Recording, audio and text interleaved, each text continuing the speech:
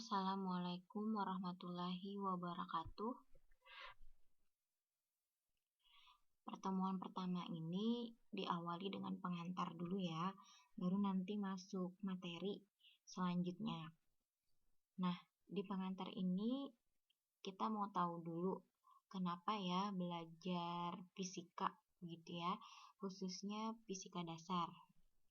Jadi di sini ada ini saya ambil dari materi workshop PSI ya. PSI itu Physical Society of Indonesia. Jadi perhimpunan dosen-dosen fisika dan dosen pendidikan fisika se-Indonesia.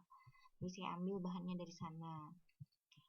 Kenapa jadi belajar fisika dasar? Yang pertama itu supaya kalian beriman, kemudian bertakwa, berakhlak mulia, berilmu, cakap, kreatif, mandiri, bertanggung jawab, demokratis, sehat.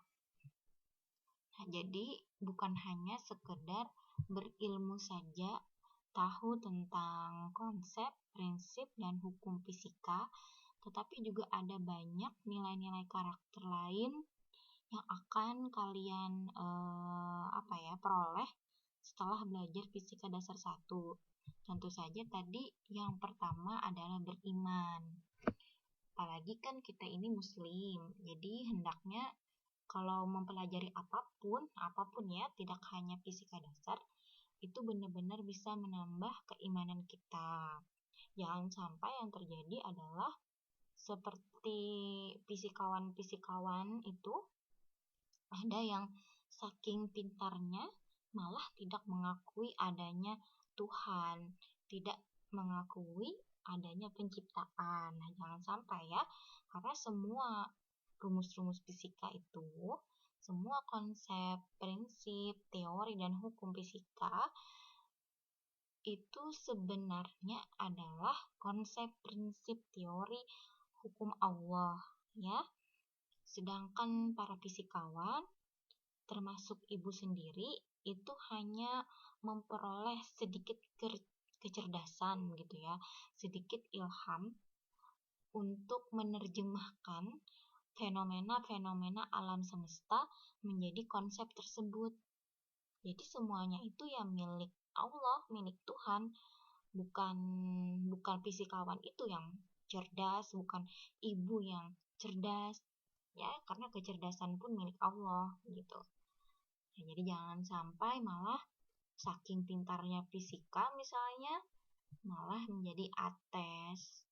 Jadi ini yang pertama ya, beriman. Kemudian apa sih fisika itu? Fisika itu apa? Fisika itu bisa dipandang sebagai proses. Maksudnya proses sebagai apa? Cara berpikir untuk memahami dan menguasai alam. Karena yang dikaji dalam fisika ini adalah fenomena-fenomena alam semesta.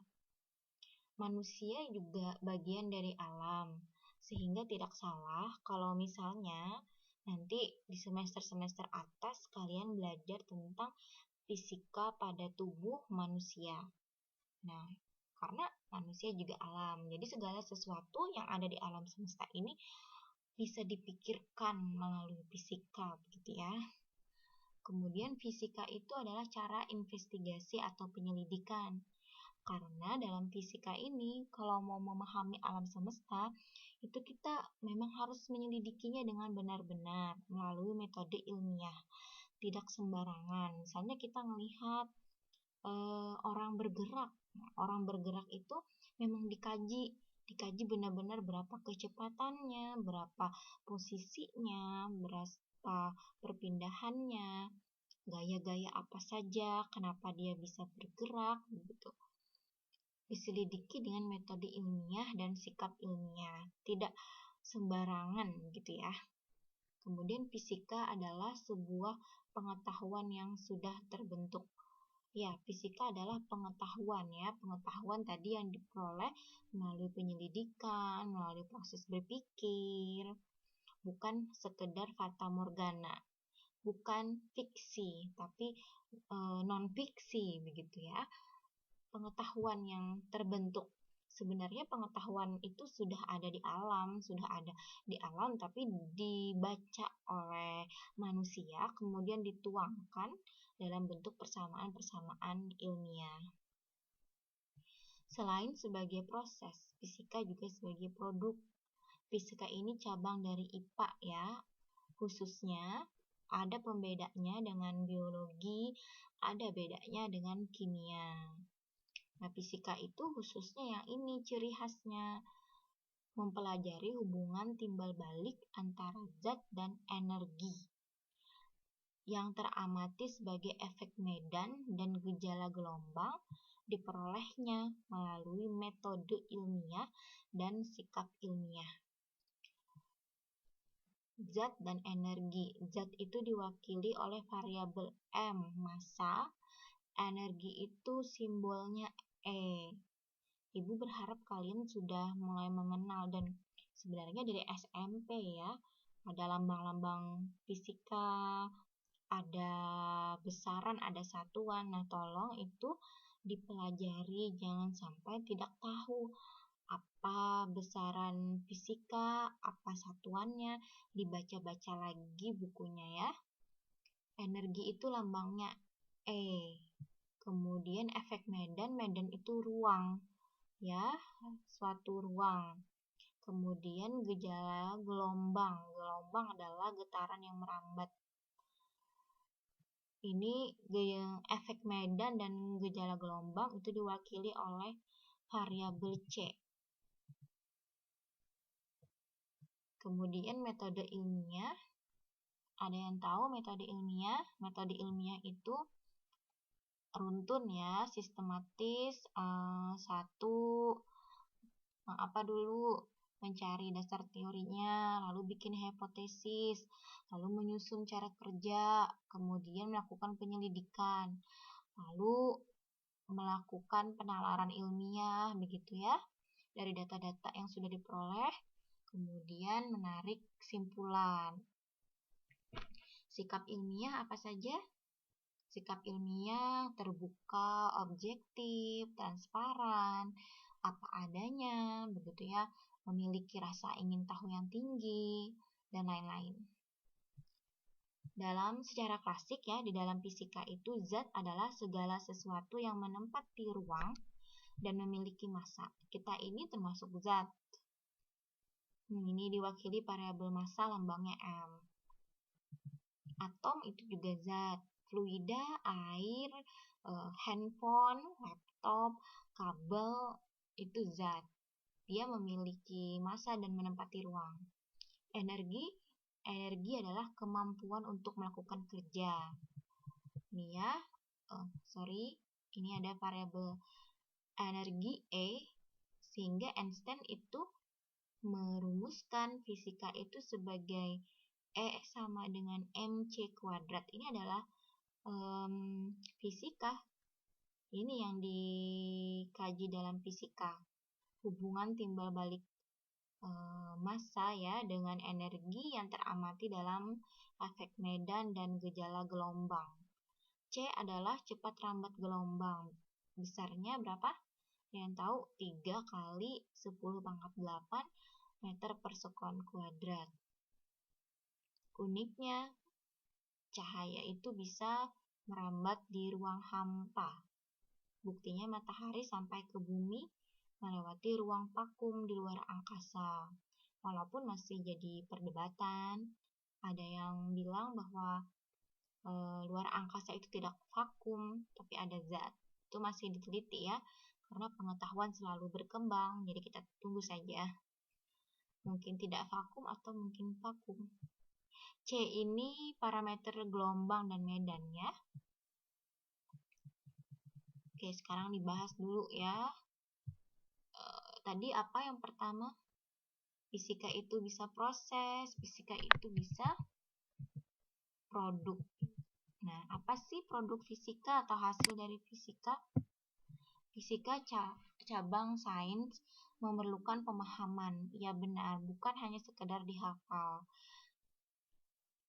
menghafal atau mengingat itu level kognitif paling rendah. Kalau pemahaman itu di atas dari hafalan. Bukan sekedar dihafal, memang rumusnya dihafal. Saya rasa kalian juga hafal. Kalau misalnya disuruh hafalkan ini, bisa lah menghafal, yakin aja saya. Tapi untuk memahami, misalnya bentuk soalnya diubah-ubah gitu ya dari contoh soal, apakah bisa mengerjakan lagi? Nah, itu kan perlu pemahaman. Salah satu kunci kesuksesan dalam mempelajari fisika adalah kemampuan dalam memahami 3 produk utama. Jadi ada 3 produk utama dalam fisika. Yang pertama, konsep fisika. Apa yaitu? Pengertian. Ini salah ketik ya. Tipe. Konsep fisika itu adalah pengertian tentang sesuatu pada umumnya berupa besaran. Ada banyak ya besaran dalam fisika, ada besaran pokok, besaran turunan, dan ada besaran tambahan.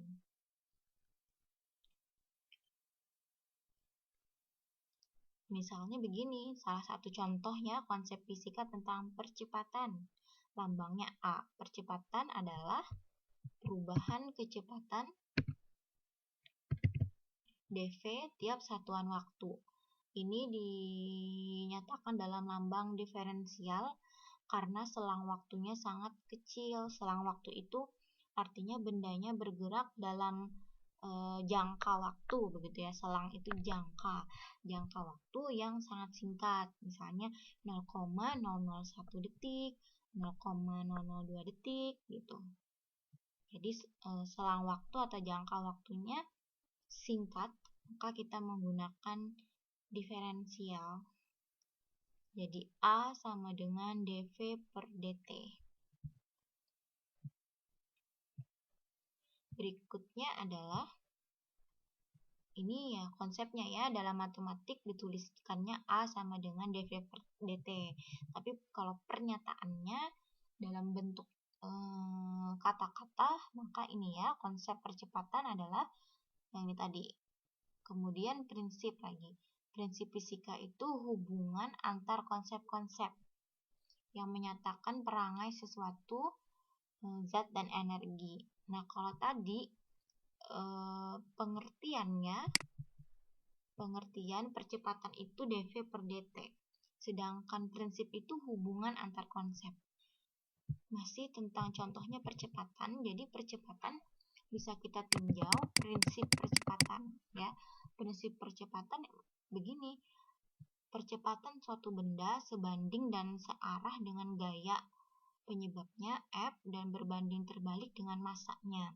Di sini disebut prinsip percepatan karena ada hubungan antar konsep gaya, ini ada variabel gaya dan konsep massa M. Ini prinsip jadinya karena ada hubungan sebanding dengan gaya, berbanding terbalik dengan massa. Ya, jadi ingat kalau prinsip itu adalah hubungan antar konsep. A sama dengan F per M, ini ungkapan matematisnya. Yang terakhir itu produknya adalah teori fisika. Apa itu teori fisika? Teori fisika adalah penjelasan tentang gejala fisis atau sekumpulan fakta fisis. Gejala fisis itu gejala yang bersifat fisika gitu ya. Fakta fisis berarti fakta-fakta yang bersifat fisika yang nampaknya berkaitan satu sama lain. Contoh, elektron mengelilingi inti atom dengan momentum sudut L. Matematisnya L sama dengan mvr sama dengan nh per 2p.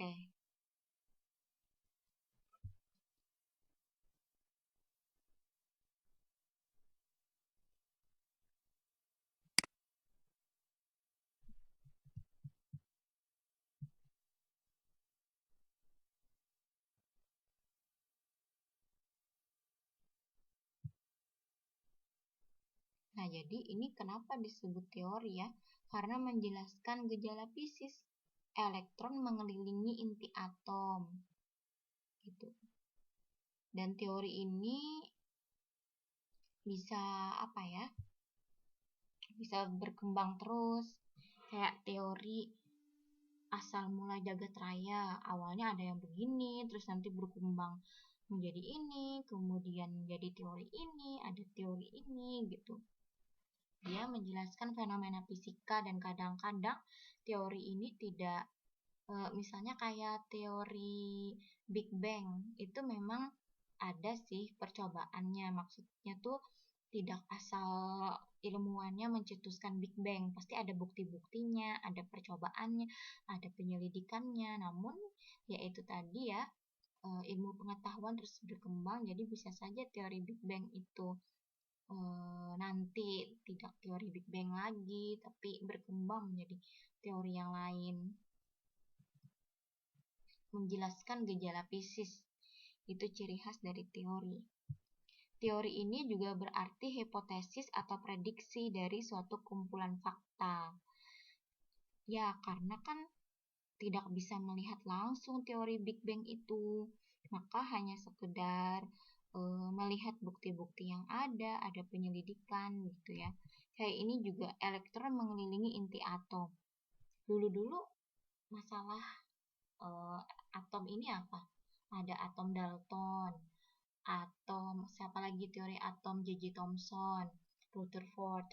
Nah itu kan masing-masing ilmuwan menyebutnya teori ya, karena dia juga nggak bisa melihat secara detail isi dari atom. Jadi dia mengeluarkan teori saja menurut prediksi dia, menurut hipotesis dia, bahwa atom itu bulat, katanya Dalton. Kemudian kalau J.J. Thomson nambah lagi, ada elektron katanya ya. Namun ya tadi, ilmu pengetahuan terus berkembang, teknologi terus berkembang, nanti mungkin akan muncul teori-teori baru tentang atom. Entah ternyata atom itu yang baru kan ada partikel quark begitu ya, tidak hanya sekedar elektron.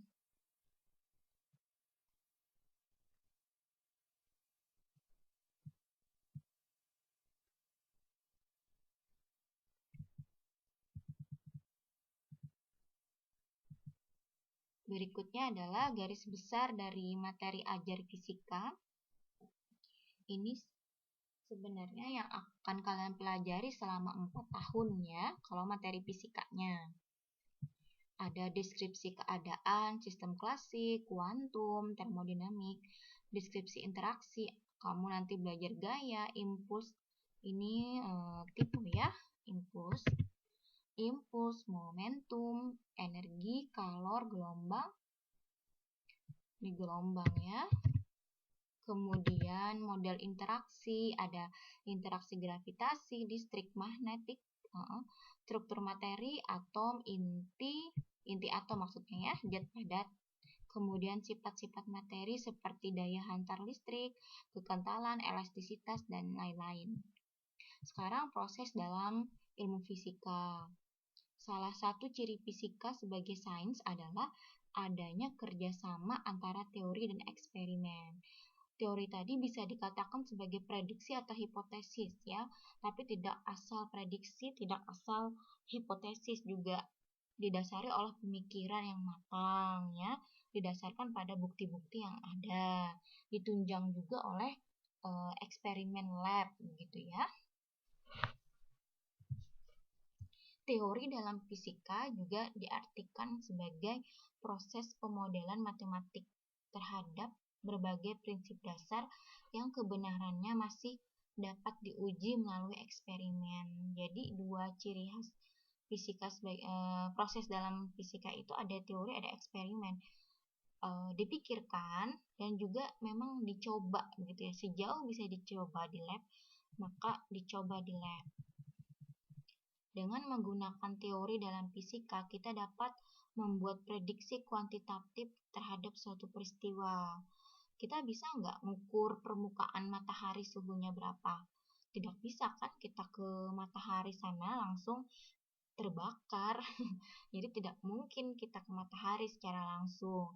Tapi dengan teori yang ada, kemudian eksperimen-eksperimen di laboratorium, Manusia bisa memprediksi bahwa suhu permukaan matahari itu 6.000 derajat Celcius tanpa menggunakan termometer.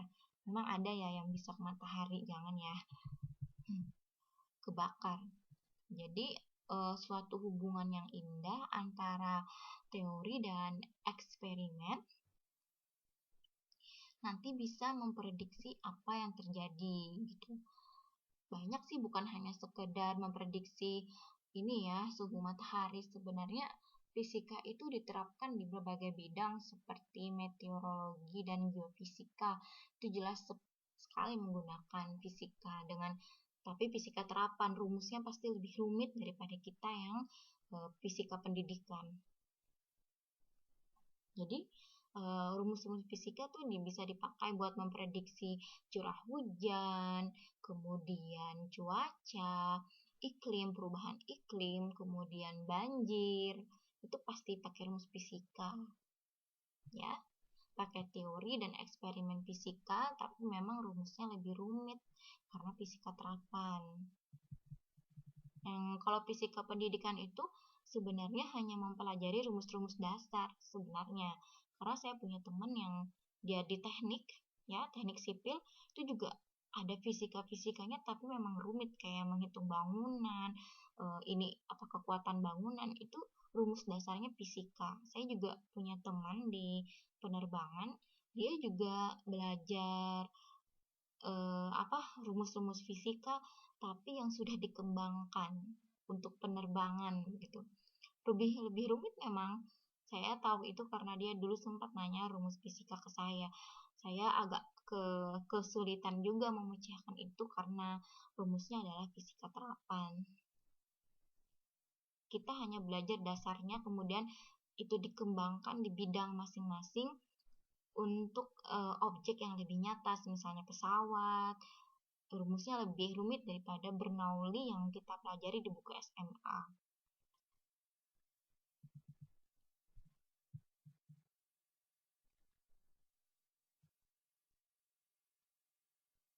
Perkakas analisis. Untuk menganalisis ya, dalam fisika itu kamu perlu memang tahu tentang matematika, kemudian tahu tentang statistika, tahu tentang elektronika, ya, dan tahu tentang alat-alat lab. Kalau matematika itu logika ya, perkakas logika, statistika itu untuk mengolah data, elektronika itu untuk instrumentasi, dan alat lab itu untuk eksperimen. Nanti ini dipelajari selama 4 tahun, ada mata kuliah ini kan, ada matematika dasar, ada fisika matematika, ada statistika, dan ini nanti keempat-empatnya ini dipelajari di 4 tahun kalian kuliah S1 ya. Hampir semua proses fisika itu dipahami melalui sejumlah kecil hukum dasar fisika. Iya benar, jadi awalnya memang dari yang dasar-dasar, kemudian dikembangkan lagi. Namun pemahaman ini memerlukan pengetahuan dan keterampilan abstraksi. Iya, kita perlu pengetahuan dan keterampilan yang cukup untuk bisa memecahkan rumus-rumus baru gitu ya, menerapkan hal-hal baru.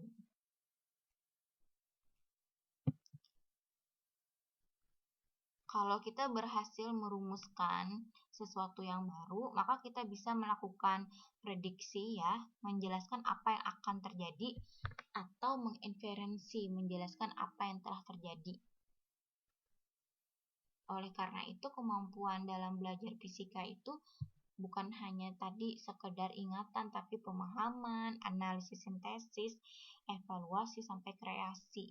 Sehingga nanti kalau udah pintar fisika dan diterapkan di kehidupan, kalian bisa ngejelasin apa yang akan terjadi atau apa yang telah terjadi. Jadi fisika itu memerlukan kemampuan dasar analisis yang bersifat rinci matematik dan teknis, serta kemampuan analisis sintesis bersifat menguraikan, merumuskan terhadap gejala alam. Kompleks ya, jadi mulai dari dalam ranah kognitif itu C1 sampai C6. Dari ingatan sampai berkreasi, itu kemampuannya semuanya diperlukan untuk menguasai fisika. Nah, kemampuan apa saja ya yang diperlukan atau di sini disebut kompetensi dasar keilmuan fisika. Kalian minimal bisa menggambar, gejala fisika itu digambar. Sering kan ngeliat di buku ada gambar misalnya bandul bergetar. Nah, itu digambar bandul bergetar, gaya-gayanya, begitu ya. Lalu memformulasikan, berarti ini dalam persamaan-persamaan nanti merancang eksperimen. Kalau merancang hanya sekedar merancang, tapi kalau melakukan benar-benar doing, melakukan ya. Menjelaskan arti fisis, ini makna rumus ini apa? Menjelaskan gejala, gejala ini maknanya apa? Menjelaskan prinsip kerja produk teknologi. Iya benar, produk teknologi misalnya kayak generator. Gimana generator itu kok bisa bekerja begitu ya? Merancang pemecahan masalah. Ada pertanyaan, kalian mesti bisa menjawabnya. Berarti kalian merancang pemecahan masalahnya. Bukan hanya soal hitungan, karena bisa saja bukan soal hitungan, tapi soal konsep dan lain-lain. Memecahkan masalah, kalau tadi merancang, berarti kalian mikir, ini pakai rumus apa nyelesainnya, ini pakai cara apa nyelesainnya. Tapi kalau memecahkan masalah, berarti kalian udah mengerjakannya sampai benar-benar selesai. Lalu membuat karya teknologi. Ada kan nanti mata kuliah prakarya fisika, jadi kalian benar-benar diharapkan bisa membuat suatu karya gitu ya. Nah, itu saja kalau yang ini masalah pembelajarannya itu nanti ya, tidak ya. Jadi setidaknya kalian sudah kenal fisika itu apa, kemampuan yang diperlukan dalam belajar fisika itu apa, kompetensi minimalnya apa, dan tadi sudah mengenal konsep, prinsip, kemudian teori. Ya begitulah fisika memang agak rumit, tapi dijalani sajalah. Ya ini dulu untuk materi pertama pengantar. Kita lanjut ke materi fisikanya ya, tentang gerak lurus.